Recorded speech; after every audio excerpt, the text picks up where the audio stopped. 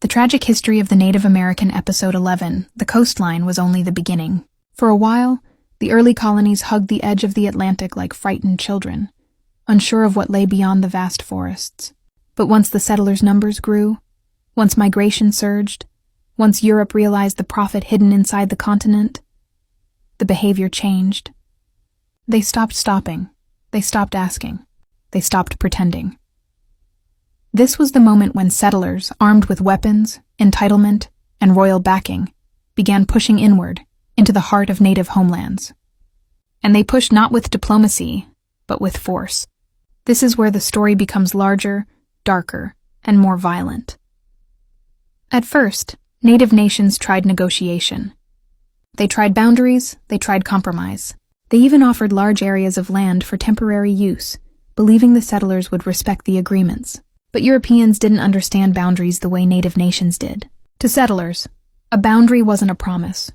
It was an obstacle. Within a few years, lines that had been drawn to protect native villages were ignored. Treaties were rewritten or thrown away. Governors and land companies encouraged expansion deeper into native territory.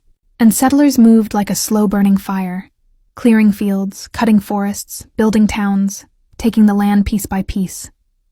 Every step inward erased another footprint of a nation that had been there for thousands of years. The native nations protested. They held councils. They warned the newcomers, "This land is ours. You are crossing into our homes, our hunting grounds, our sacred places." But settlers weren't listening anymore. They had numbers. They had muskets. They had royal charters that declared native land vacant or unused, simply because it didn't have European-style fences. Imagine being told your home didn't count because it didn't look like theirs. It was a strategy. Erase the meaning of native land. Erase the legitimacy of native ownership. Erase the people themselves. When something is declared empty, it becomes easy to steal. The push inward sparked conflicts everywhere the settlers expanded.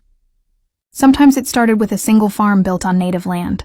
Sometimes it began when settlers hunted game belonging to native families. Sometimes it happened when settlers cut down a forest that a tribe relied on. But every conflict, no matter how small, followed the same pattern. Settlers trespass. Natives defend their land. Settlers call it an attack. Colonial militias respond with overwhelming force. The lie was repeated so often that it became policy. Native self-defense was labeled aggression. Settler aggression was labeled civilization. It was a deadly narrative, and it justified massacre. Militias, trained bands of armed settlers, were formed specifically to protect expanding towns. But they didn't just protect. They raided native villages, burned homes, destroyed crops, and used terror to clear land for European settlement. They treated native presence as a threat, not a right. And as more settlers arrived, the militias grew stronger while native populations fell. Not just from violence, but from disease brought by Europeans, diseases that swept through villages with unimaginable speed.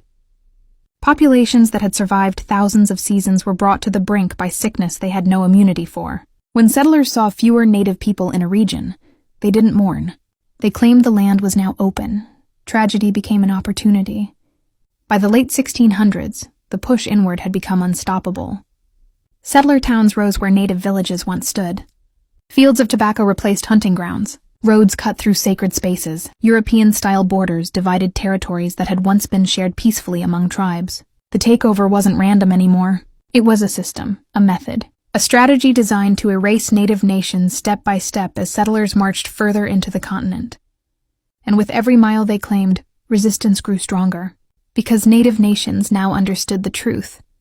The settlers weren't stopping until they owned everything.